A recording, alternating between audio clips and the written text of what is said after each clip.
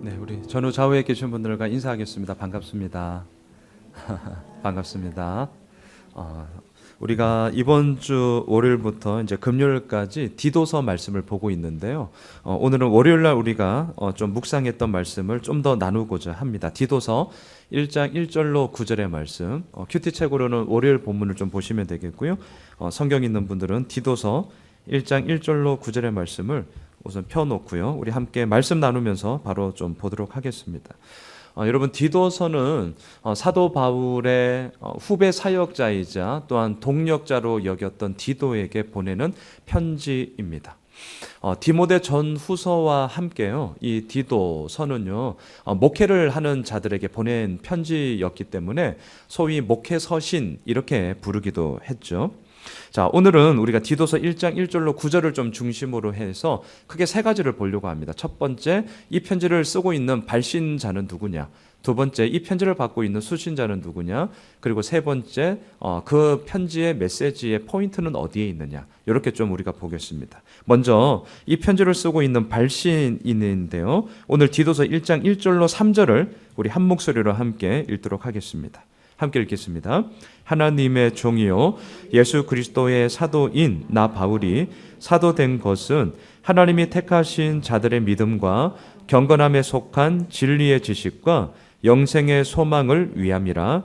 이 영생은 거짓이 없으신 하나님이 영원 전부터 약속하신 것인데 자기 때에 자기의 말씀을 전도로 나타내셨으니 이 전도는 우리 구주 하나님이 명하신 대로 내게 맡기신 것이라. 사도 바울은 디도서를 시작하면서요, 자신의 사도됨이 어디에 있는지 그리고 자신이 사도된 이유가 무엇인지에 대해서 분명히 밝히고 있습니다.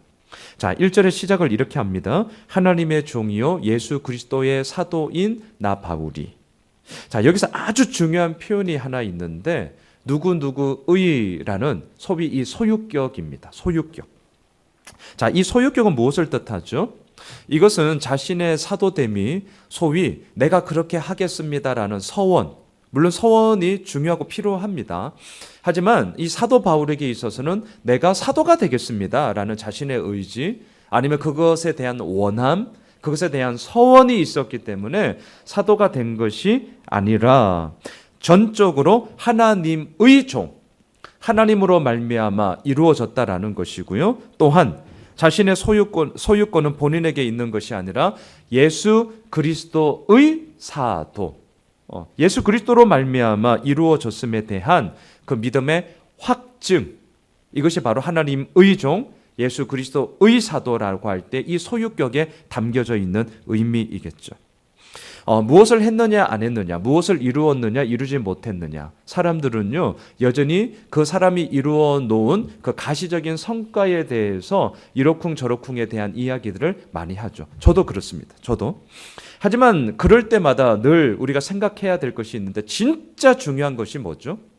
단지 우리 눈에 보이는 가시적인 그런 성과물이나 업적에 대해서 공과 과를 분명 우리는 따질 것은 따져야 하면 분명합니다. 그럼에도 불구하고 진짜 중요한 것은 뭐냐면, 그렇게 되기까지 그 사람이 가지고 있는 소위 정신, 가치, 그리고 기준이 무엇이냐에 대한, 우리 눈에는 보이지 않지만 그 사람을 이끌고 있는 그 뿌리에 대해서 우리는 자꾸 보려고 하는 소위 인사이트를 가져야 되죠. 여러분, 지금도 서점에 가시면요, 소위 이제 베스트셀러들, 아니면 사람들이 많이 좀 사보는 책이 뭐냐면 이런 겁니다. How to에 대한 방법이에요. 예를 들면 예전에 이미 뭐 십수년 전의 이야기인데 지금도 스테디셀러지만 스티븐 코비의 성공하는 사람들의 7가지 습관, 뭐 이런 책들 정말 중요하거든요. 하지만 한편으로는 제가 좀 이런 말씀을 드리고 싶은데요. 뭐 성공하는 어떤 방법, 뭐 3가지의 방법, 뭐 10가지의 방법 등등, 어떤 how to에 대한 방법들을 우리는 좀 손쉽게 사서 그 책을 읽으면서 나에게 적용하려고 하는 많은 노력들을 합니다. 중요합니다. 그런데 한번 그 생각 해보셨습니까? 정작 그 책을 쓰고 있는 저자는 그 책을 쓰고 난 이후에 또 다른 책을 이제 준비를 할 텐데 뭘 고민하고 있을까요? 그걸 한번 잘 생각해 보세요. 정작 이렇게 하면 성공합니다라는 유의 뭐 몇 가지 방법, 뭐 이런 책을 쓰는 사람들의 그 저자는 정작 그 다음 책을 준비할 때에 뭘 고민하냐는 거예요.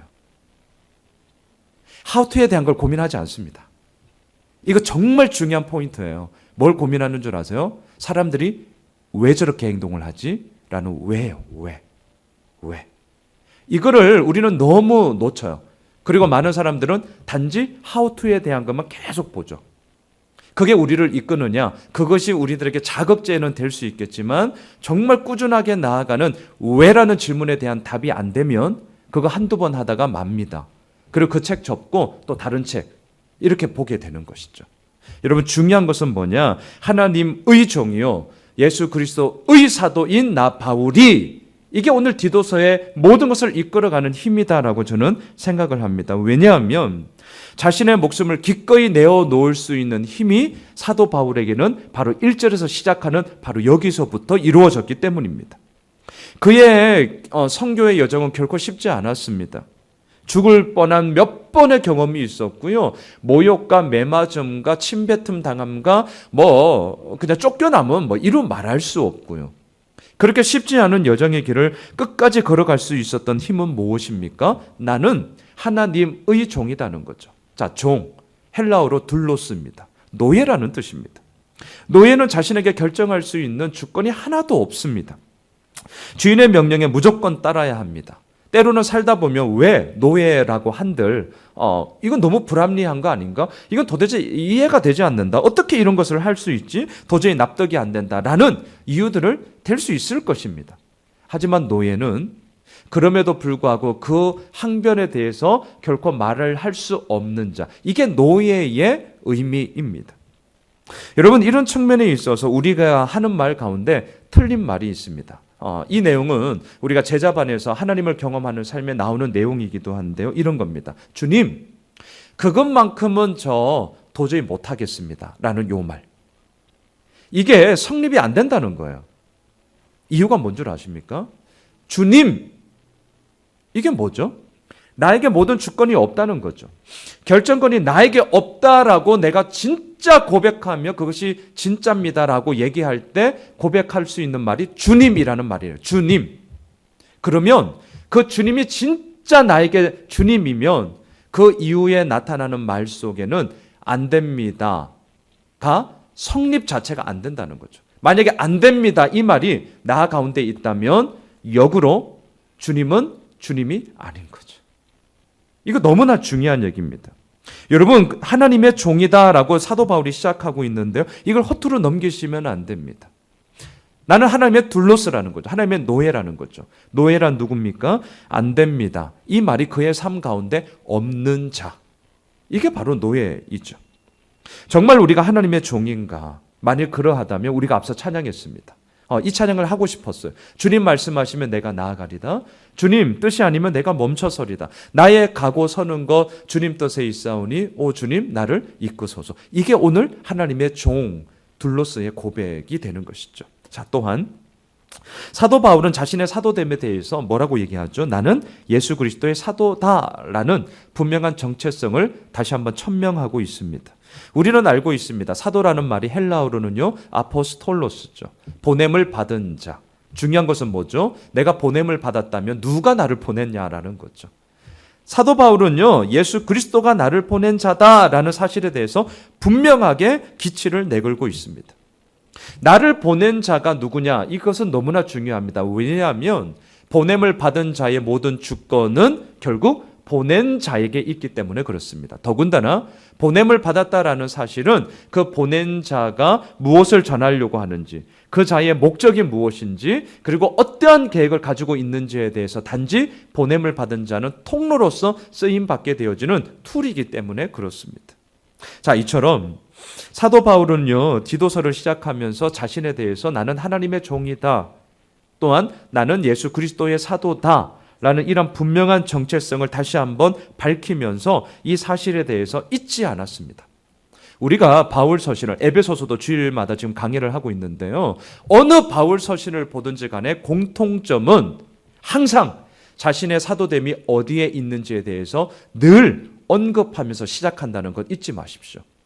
물론 당시 사도 바울의 이 사도권이 공격을 받았기 때문에 제가 무슨 사도야? 제가 무슨 예수님과 함께 했어? 제 유대교회 차세대 주자였잖아. 제 예수 믿는 자들 박해했던 자 아니야? 라고 사도권에 대해서 늘 공격을 받았기 때문에 자신의 사도권에 대한 하나의 그런 합리화라고 할까요? 그런 정당성에 대한 확보를 위해서도 늘 썼던 것은 맞습니다. 하지만 단지 그런 이유는 아니었습니다. 진짜 내가 사도가 되었다는 것이 어디에 있는지, 내가 정말 하나님의 사람이라는 것이 어디에 있는지에 대한 분명한 믿음의 고백이 늘 바울 서신을 시작하면서 사도 바울은 썼던 것이죠. 여러분, 나는 하나님의 종이다. 나는 예수 그리스도의 사도다. 이 사실이 우리에게 진짜가 되고 있습니까? 아니면 그냥 하는 말입니까? 저는요, 모든 승부의 기점은 사실 여기에서 모든 승부가 난다라고 믿는 목사입니다. 디도서 우리가 지금 이제 금요일까지 보게 되는데 오늘도 우리가 살펴보았지만 이런 사람 세워라 저런 사람 세워라 상당히 구체적입니다. 얘 너무 중요합니다. 그리고 명확한 기준이 있어야 애매함을 자꾸 털어내면서 그것에 대한 선명함을 이루며 나아가는 것은 저 100% 동의합니다. 하지만 그러함에도 불구하고 그런 이야기를 하고 있는 그 모든 자들에게 있어서 무엇보다도 나 자신에 대한 나의 나됨이 온전치 못하다면 이거 해라 저거 해라 아무리 얘기한들 그것은 지속적이지 못하기 때문이죠. 모든 승부의 기점은 어디에 있는 줄 아십니까? 나는 하나님의 종인가? 나는 예수 그리스도의 사도인가? 이거예요. 단지 인사말 하는구나 이렇게 절대로 넘기시면 안 됩니다. 인사말 이상의 믿음의 고백이라고 저는 늘 믿습니다. 이게 날마다 되어야 되죠. 이게 언제나 되어야 되죠.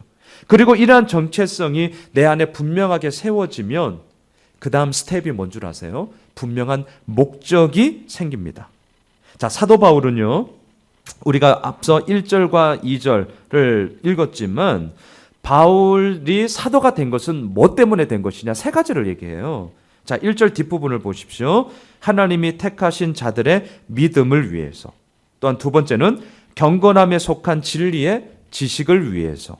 그리고 세 번째는 2절에 나오는데요. 영생의 소망을 위함이라.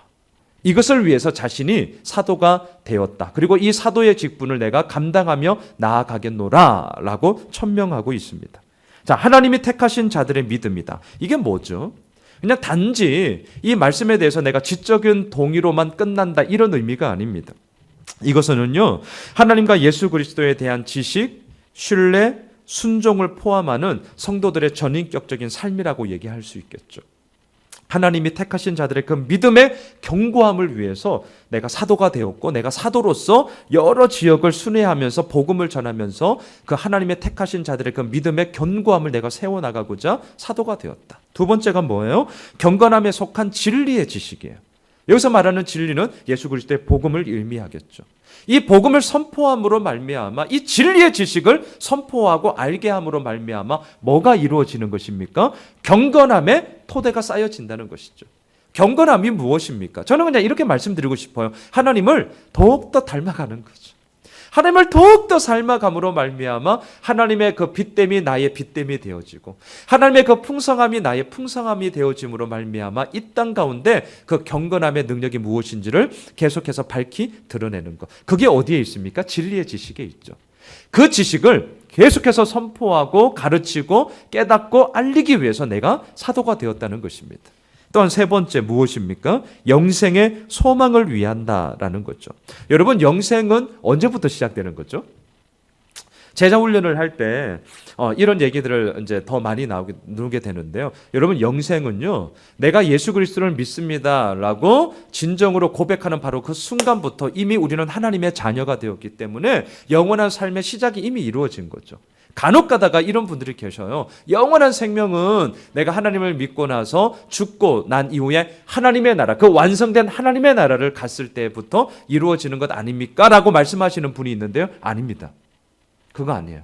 영생은요, 이미 이 땅을 살아가면서 이미 우리 모두가 그 삶을 지금 살아가고 있는 거예요. 그래서 제가 장례 때 늘 쓰는 얘기지만 저는 죽음을 이사라는 표현을 쓰거든요. 이사. 우리의 거처가 그냥 이사 간 거죠. 옮겨진 거죠. 하지만 그 모든 것을 이끌어가는 분은 그 아버지는 살아있을 때도 하나님이시고 우리가 이사 가서 주님 앞에 그때는 뭐 온전한 기쁨을 누리게 되는 거죠. 그때도 아버지는 하나님이시잖아요. 그 하나님이 이미 우리와 함께하고 계시기 때문에 예수 그리스도를 믿습니다라는 믿음의 고백에 그 모든 것이 이미 영원한 생명의 시작을 누리고 있게 되는 거죠. 이것에 대한 소망을 굳건히 세우기 위해서 사도 바울은 사도가 되었고 그 사역의 목적을 향하여서 나는 달려간다라고 얘기를 하고 있습니다. 자, 보세요. 지금 우리가 지금 두 가지를 나누었는데요. 사도 바울의 사도됨이 어디에 있는지, 그 됨의 문제가 분명할 때 분명한 목적이 이루어져요. 그리고 보세요. 이러한 사도됨과 사도의 목적이 분명하게 될 때에 뭘 얘기할 수 있느냐? 4절 마지막 부분을 한번 보십시오. 4절 마지막 부분을 보시면 이렇게 얘기합니다. 하나님 아버지와 그리스도 예수 우리 구주로부터 은혜와 평강이 내게 있을지어다. 자, 이 말을 우리들에게 바꿔보면 내가 예수 그리스도를 믿는 자입니다 라는 나의 신앙의 정체성이 분명해지고요. 그 신앙생활을 통하여서 도대체 뭘 이루고자 합니까? 라는 것에 대해서 많은 대답을 할 수 있겠죠. 그것에 대한 분명한 목적이 있을 때 여전히 부족하고 여전히 나약하지만 그럼에도 불구하고요, 다른 이들을 향하여서 우리가 담대하게 선포할 수 있는 말이 있습니다. 그게 4절이에요. 하나님 아버지와 구주 예수 그리스도로부터 은혜와 평강이 당신에게 있을지어다. 우리가 뭐라고요? 근데 그 위대한 하나님의 정말 행하심을 우리는 선포할 수 있는 것입니다. 다시 한번 잊지 마십시오. 은혜와 평강이 있을지어다. 학자들은 인사말이다 이러면서 학교에서는 배웁니다. 신학교에서는. 물론 인사말 맞습니다. 하지만 저는 말씀을 묵상하면 묵상할수록 이것이 단지 인사말이라는 어떻게 보면 그냥 형식에 맞게 넘어가는 말이 아니라 이 은혜와 평강이 있을지어다라고 감히 다른 이들에게 선포할 수 있다는 것은 1절로부터 3절까지 나의 나됨에 대한 부분, 그리고 하나님으로 말미암아 이루어지는 그 분명한 삶의 목적이 이루어질 때에 그 길을 걸어갈 수 있는 자만이 은혜와 평강을 노래할 수 있고요, 은혜와 평강을 이야기할 수 있는 것이죠. 은혜가 무엇입니까? 내가 한 것 아무것도 없다는 거잖아요. 오직 하나님의 은혜로 말미암아 모든 것이 이루어졌음에 대한 그 선물, 이게 카리스, 은혜 아니겠습니까? 이것이 믿음의 출발이에요. 은혜는 항상 믿음의 출발입니다. 그리고 아십니까? 믿음의 결과가 뭐냐? 평강이에요. 평강. 믿음의 출발이 은혜라면 믿음의 결과는 항상 평강입니다. 그래서 부활하신 주님도 유대인들이 무서워 꽁꽁 문을 닫고 숨어 있었던 제자들을 향하여 뚫고 들어가시죠. 문을 연 것도 아닙니다. 정말 신비한 몸이죠. 그 부활한 이후의 몸이 그런 신비한 몸입니다. 분명히 육신은 있으되 시간과 공간에 제한받지 않습니다. 그게 우리가 하나님 나라 갔을 때 이루어지는 우리들의 몸이에요. 그게 우리의 몸이거든요. 뚫고 들어가시죠. 그리고 첫 번째 뭐라고 하십니까? 샬롬을 선포하시잖아요. 너희들에게 평강이 있을지어다. 이게 믿음의 결과라니까. 이게 믿음의 결과. 그 평강이 뭡니까? 그냥 우리가 흔히 하던 얘기로 마음이 그냥 잔잔하고 그냥 뭐 별 다른 일 없고 그냥 평안하게 살아가는 것, 그게 아니라 오늘 본문에서 말하는 이 평강의 단어를 보니까요, 서로 원수같이 지냈던 사이입니다. 근데 그러한 자들이 믿음으로 말미암아 완전한 화해를 이루는 거예요. 이게 지금 여기서 말하는 평강의 의미더라고요. 완전한 연합을 이루는 거. 이게 세상에서 이루어질까요? 사람들 사이에서 이루어질까요? 완전한 화해, 완전한 연합이 이루어질까요? 아니요. 불가능한 일이죠. 그래서 4절에서 얘기하는 거예요. 이 은혜와 평강의 이야기는 오직 하나님 아버지와 예수 그리스도 되시는 그 구주로부터 은혜와 평강이 있게 될 것이다 라고 얘기를 하는 것이죠. 자, 첫 번째, 이 디도서를 보내는 사도 바울은요, 다시 한번 자신의 사도됨과 자신의 그 사도된 목적이 무엇인지, 그리고 은혜와 평강을 선포함으로 말미암아 후배 사역자인 디도로 통하여서 그러한 것이 이제 목회하는 그 그레데 섬, 지중해 섬이죠. 그 그레데 섬에서 온전히 펼쳐져 가야 할 것을 얘기하고 있습니다. 두 번째, 이 편지를 받고 있는 디도를 한번 보시죠. 4절입니다. 4절 같이 읽겠습니다. 같은 믿음을 따라 나의 참 아들 된 디도에게 편지하노니 하나님 아버지와 그리스도 예수 우리 구주로부터 은혜와 평강이 내게 있을지어다. 자, 성경에서요, 디도에 대한 첫 번째 언급은 이방인 회심자들이 세례를 받음과 함께 할례를 받아야 되느냐 말아야 되느냐 논쟁하는 가운데 디도의 이름이 언급됩니다. 자, 앞에 스크린을 한번 보시죠. 이 부분은 우리가 갈라디아서 강의할 때 제가 이미 좀 나누었던 내용인데요. 자, 갈라디아서 2장 3절로 5절을 쭉 읽겠습니다. 함께 읽습니다. 시작. 그러나 나와 함께 있는 헬라인 디도까지도 억지로 할례를 받게 하지 아니하였으니 이는 가만히 들어온 거짓 형제들 때문이라. 그들이 가만히 들어온 것은 그리스도 예수 안에서 우리가 가진 자유를 엿보고 우리를 종으로 삼고자 함이로되 그들에게 우리가 한시도 복종하지 아니하였으니 이는 복음의 진리가 항상 너희 가운데 있게 하려 함이라. 자, 바울과 바나바가요, 헬라인 디도, 이방인이죠. 이 디도를 데리고 예루살렘으로 갔습니다. 그런데 문제가 생겼습니다. 유대주의자들이 아니 얘는 이방인 아니야. 물론 회심한 자죠. 이방인들의 모습이 뭡니까? 할례를 받지 못함이었잖아요. 이때 첨예하게 대립된 게 무엇입니까? 예수를 믿는 거 좋다. 하지만 그 믿음 플러스 할례가 있을 때에 그 믿음이 완성되는 것이고 그 완성된 믿음만이 구원에 얻게 되어지는 통로가 된다. 이게 유대주의자들의 주장이었습니다. 그러니까 믿음 플러스 할례죠. 그런데 사도 바울은 이걸 인정할 수가 없는 것이죠. 더군다나 이 헬라인 디도까지도 억지로 이들이 할례를 받아야 된다고 막 강력하게 여기저기서 막 얘기를 하는 거예요. 그런데 바울은요, 여러분 디도는요, 우리가 지금 방금 읽었지만 억지로 할례를 받지 못하게 했습니다. 그런데 아십니까? 그의 후배 사역자인 디모데는요, 할례를 받게 했다는 사실 아십니까? 왜 디도는 할례 받지 못하게 했고 왜 디모데는 할례를 받게 했는가 궁금하지 않으셔요? 그거는 이거예요. 디모데는요, 유대인이죠.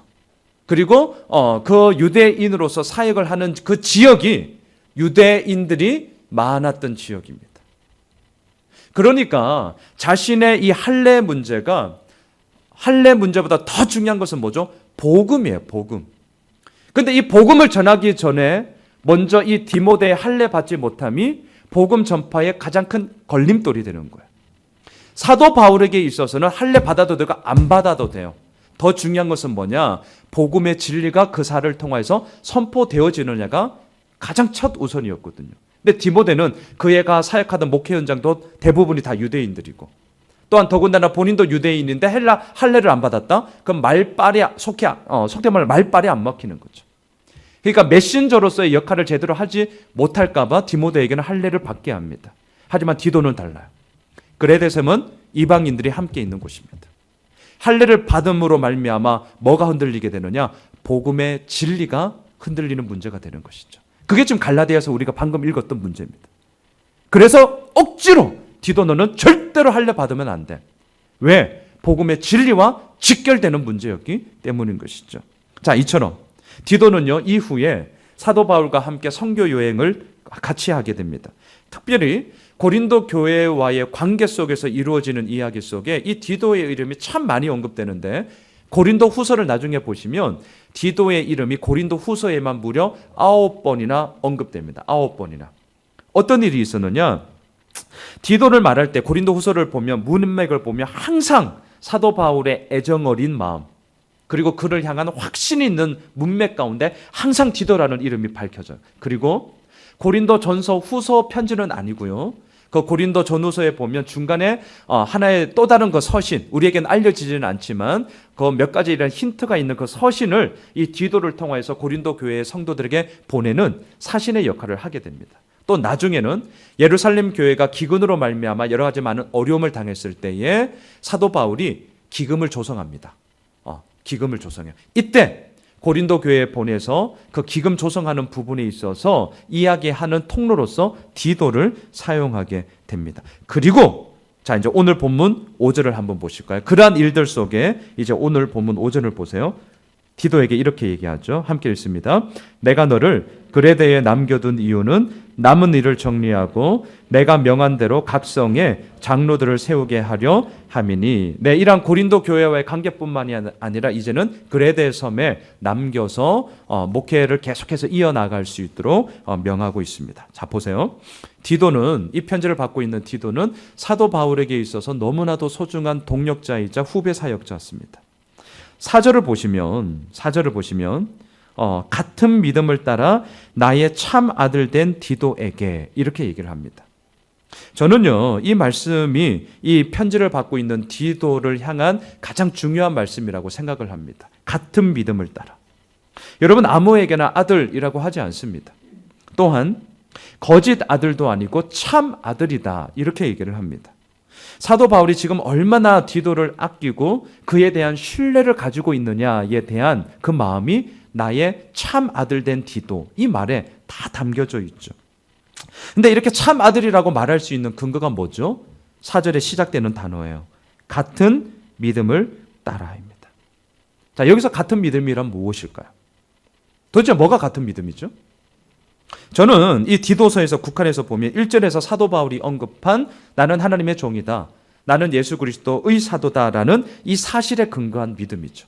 그리고 이 사도가 된 것은 하나님이 택하신 자들의 믿음을 위해서, 경건함에 이르는 진리의 지식을 위해서, 영생의 소망을 위함이라는 그 사역의 목표가 같은 것이죠. 이게 지금 같은 믿음이죠. 여러분, 우리가 스타일 다 다릅니다. 기질 다릅니다. 성품 다릅니다. 배웠던 학식 다 다릅니다. 그동안 살아왔던 배경 다 다릅니다. 그러다 보니까 생각하는 것도 다릅니다. 근데 중요한 것이 있습니다.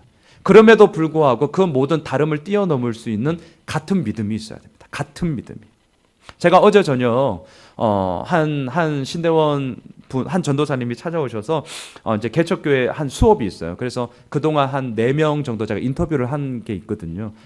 어제 저녁에도 한 분 찾아오셔서 같이 인터뷰를 이렇게 나누면서 얘기를 하던 가운데 했던 것이 뭐냐면, 저도 이제 분립개척을 받은 목사잖아요. 하지만 우리 교회도 반드시 분립개척을 하려고 하는데 그 기준이 뭐냐? 저 역시 5년 동안 풀타임으로 같이 사역을 했지만 저도 마찬가지거든요. 그러니까 늘 이런 거 있죠. 우리 교회 이제 몇 명 되면, 한 300명 되면, 500명 되면 많은 분들이 저에게 묻는 질문, 도대체 몇 명 되면 분립개척 하실 거예요? 이렇게 질문하시거든요. 근데 아십니까? 성도가 몇 명 되면이 중요한 게 아니에요.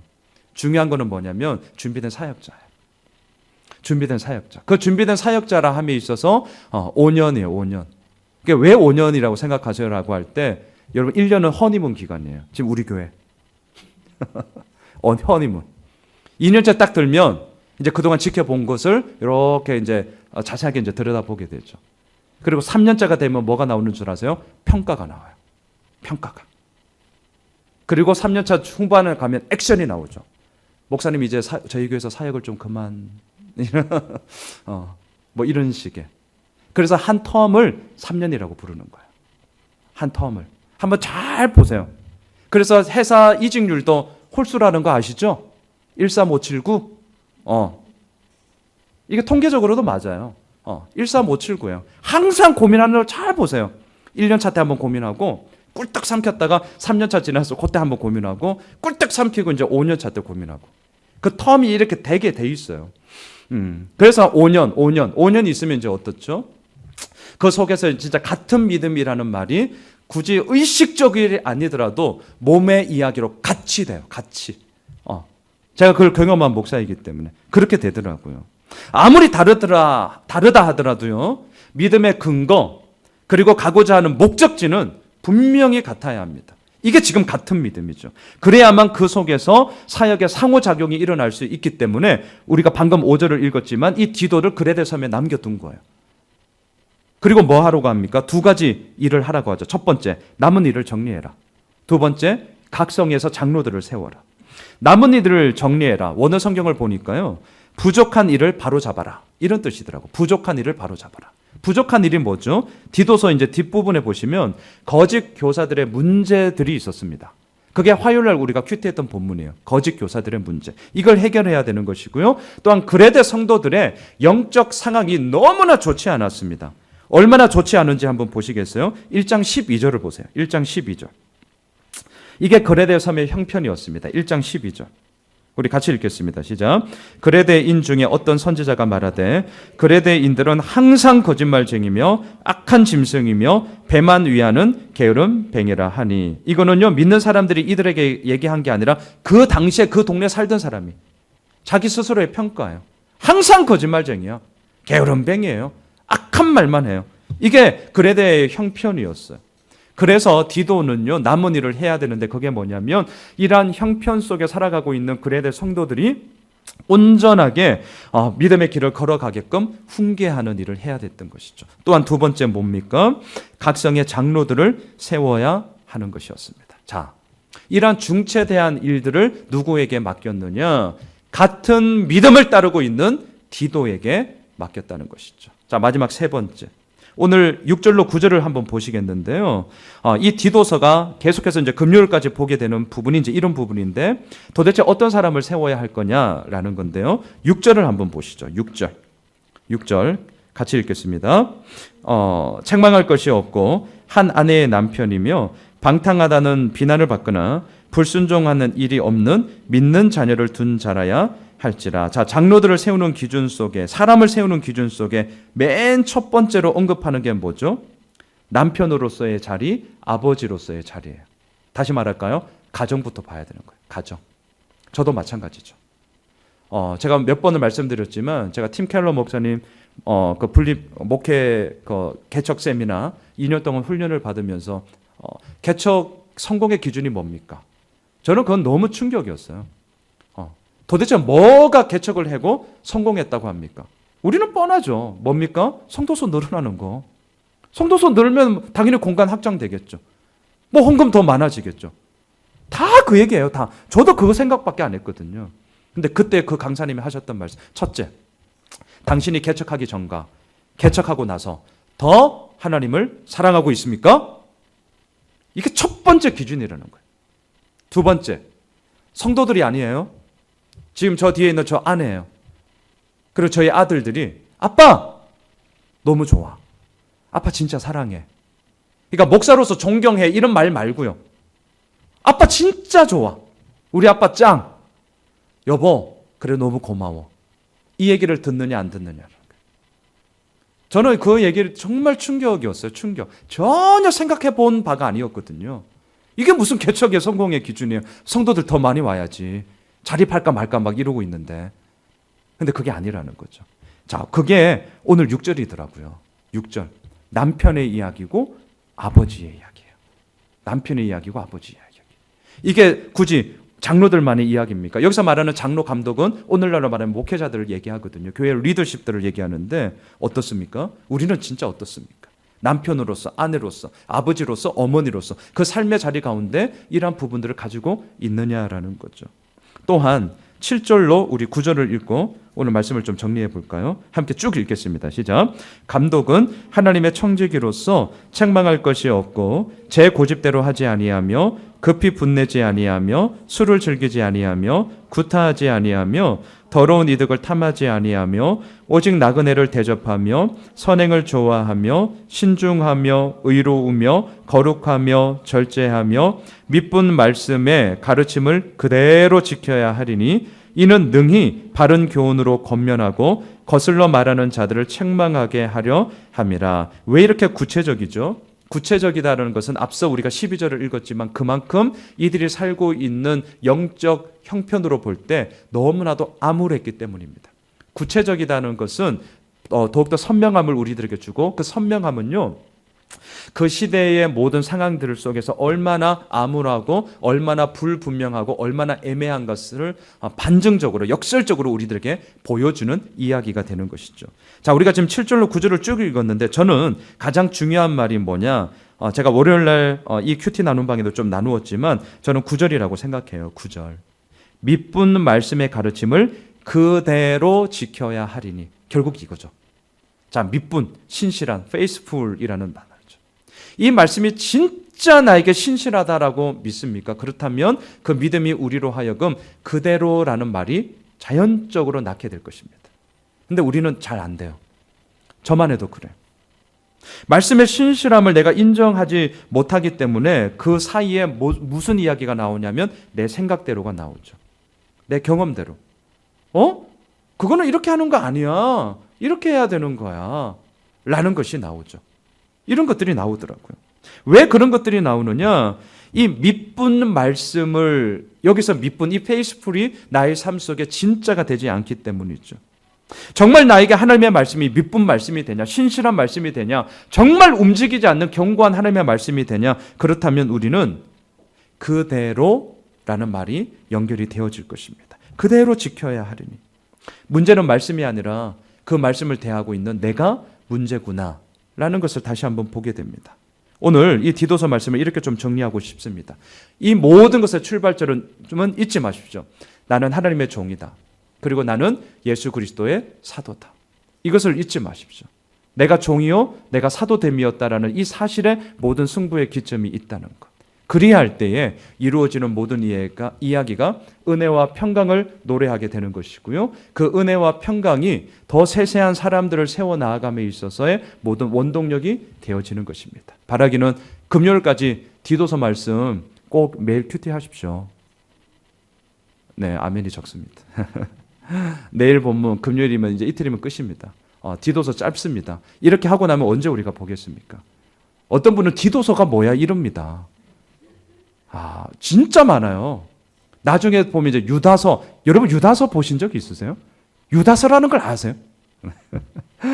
정말 이런 거 시간 놓치면요 언제 읽습니까? 맨날 복음서 중요하죠. 중요합니다.